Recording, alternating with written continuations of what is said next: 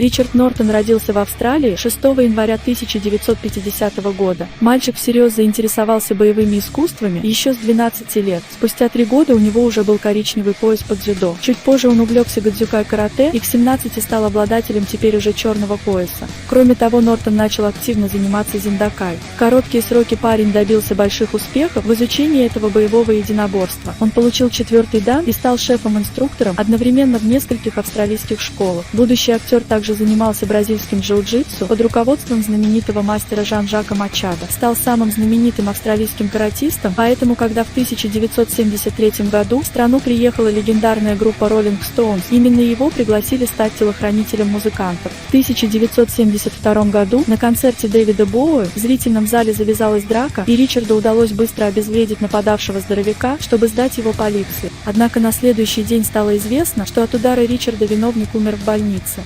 Полицейские, расследовавшие это дело, по этому поводу не задавали никаких вопросов Нортону. По словам актера, его совесть была абсолютно чиста.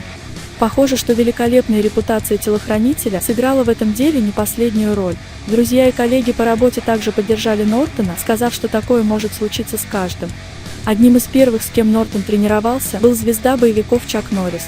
Они быстро нашли общий язык и стали лучшими друзьями на долгие годы. Именно Чак был свидетелем на свадебной церемонии Ричарда Нортона и Джудит Грин. Кроме того, он первый предложил австралийцу сняться в кино. Так он оказался в команде занятых в трюковой массовке. В 1980 году Норрис приглашает его сняться вместе с ним в картине «Октагон». Нортон хорошо знал японские боевые искусства, поэтому его взяли на роль главного злодея. Он отлично справился с первой ролью и своим присутствием значительно оживил фильм. Кроме того, он помог режиссеру этой картины профессионально поставить все сцены боев. После «Октагона» ему нужно было как-то устраивать свою карьеру, и в тот период навыки боевых искусств высоко котировались в Гонконге, куда он и подался, работая с такими звездами боевого кинематографа, как Сэма Хунг и Джеки Чан, а также Синтия Ротрок. Синтия называла его одним из лучших коллег по работе. Фильмы с Нортоном быстро завоевали популярность у зрителей, и он заслуженно и с одобрением многих вошел в список знаменитых актеров-бойцов мира. Нортон принимал участие в нескольких лентах с Чаком Норрисом, однако ему хотелось большей самостоятельности. Когда для съемок боевых сцен в Гонконге искали белого актера, умеющего зрелищно драться, свой выбор они остановили именно на Ричарде. После его участия в китайских экшенах с Джеки Чаном за ним навсегда закрепилась репутация одного из лучших мастеров восточных боевых искусств.